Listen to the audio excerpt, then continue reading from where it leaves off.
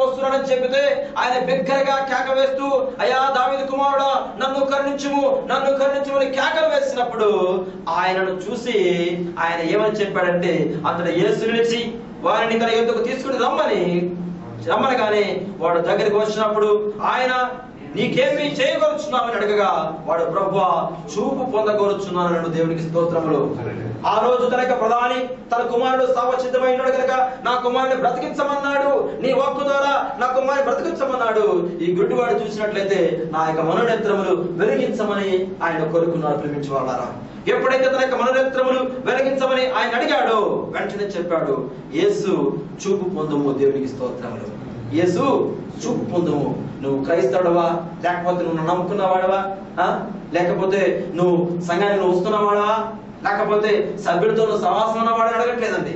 దావీదు కుమారుడా నన్ను కరుణించుము అనగానే నీవు చూపు పొందుము అన్నాడు. ప్రేమించువాడా, వాక్యం ఇచ్చిన నీవు కరుణించుమని అడిగినట్లయితే తప్పనిసరిగా దేవుడు నిన్ను కరుణించడానికి సిద్ధంగా ఉన్నాడు. నీవు ఎవరైనా సరే, నువ్వు ఎక్కడున్నా సరే, ఏ స్థలంలో కూర్చున్నా సరే, ఏ తలుపులో కూర్చుండి ఈ యొక్క సువార్తను వింటున్నా సరే, దేవుడు నీ జీవితంలో కార్యం చేయటకు సిద్ధంగా ఉన్నాడు.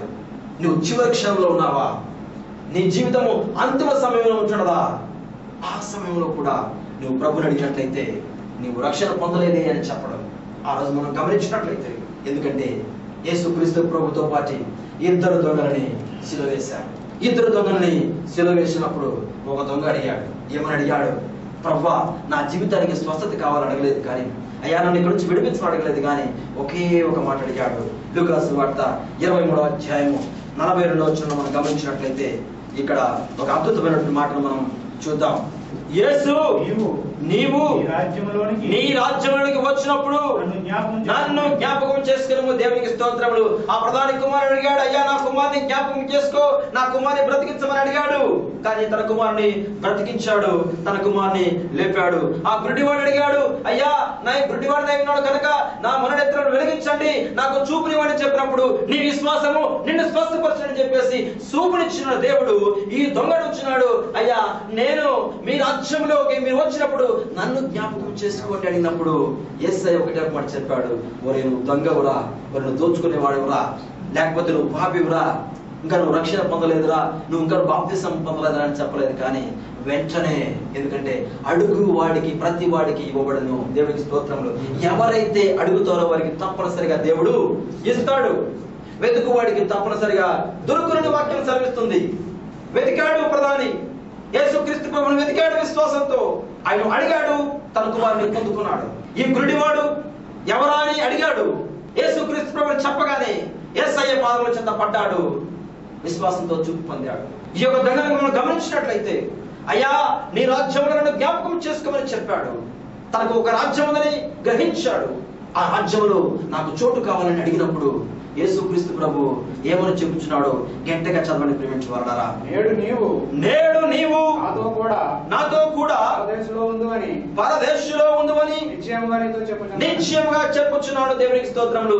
నేడు ఇదే సమయంలో నీవు నాతో కూడా పరదేశంలో ఉంటావని చెప్పాడు. కానీ నీవు పాపివి కదా, నాతో ఎక్కడ వస్తావని చెప్పలేదండి. దేవునికి స్తోత్రములు. కొంతమంది అంటుంటారు, అబ్బా వీడండి, వీడితో ఎక్కడ సవాసం చేస్తానండి అంటుంటారు. ప్రేమించేవారులారా, యేసుక్రీస్తు ప్రభు అందరికీ దేవుడని చెప్పాడు. మారు మాట మాట్లాడలేదు. అతని యొక్క మనస్సును చూశాడు, అతని యొక్క వేదనను చూశాడు, అతనున్న స్థితిని చూశాడు. చూసిన తర్వాత నేడు నీవు నాతో కూడా ఎక్కడ దేవునికి స్తోత్రములు. క్రీస్తునందు నా యొక్క ప్రియ సహోదరుడ సహోదరి, నువ్వు ఏమడగబోచుంటున్నావు? నువ్వు దేవుని ఏమడగబోచుంటున్నావు? నీ జీవితంలో ఆత్మ సంబంధమైన జీవితంలో కానీ నువ్వు చనిపోయి ఉన్నావా? నీకు తెలియకుండానే నీవు మరణానికి దగ్గర ఉంచున్నావా? అయితే నువ్వు యేసయ్య చెంతకు వచ్చినట్లయితే నిన్ను మరణములో నుండికి జీవములోనికి లాగుటకు సిద్ధంగా ఉన్నాడు. ఆ యొక్క పాపం అనే గుంటలో నుండి అతని వాక్కు ద్వారా ఆయన లేపుటకు సిద్ధంగా ఉన్నాడు. ప్రేమించబడారా? అయితే మనం చేయవలసిన పని ఏమిటంటే, మనం అక్కరలో ఉన్నప్పుడు మన అక్కరలు ఆయనతో చెప్పుకున్నట్లయితే తప్పనిసరిగా మనం అడిగిన దాన్ని ఆయన ఇవ్వడానికి సిద్ధంగా ఉన్నాడు. ఎప్పుడైతే తన కుమారుడు సావసిద్ధమై ఉన్నాడని చెప్పినప్పుడు ఆయన వెంటనే తన దేవుడు మాట్లాడినట్టు యొక్క మాటలు పట్టుకొని వెళ్ళిపోయాడు. అదేవిధంగా ఆ గుడ్డివాడు కూడా దేవుడు చెప్పినటువంటి ఆ మాట విని నాలో ఏం కలుగుతుంది, నాకు సంపూర్ణ స్వస్థత కలుగుతుందని దృఢమైన విశ్వాసం చూపాడు కనుకనే అతను చూపు పొందాడు.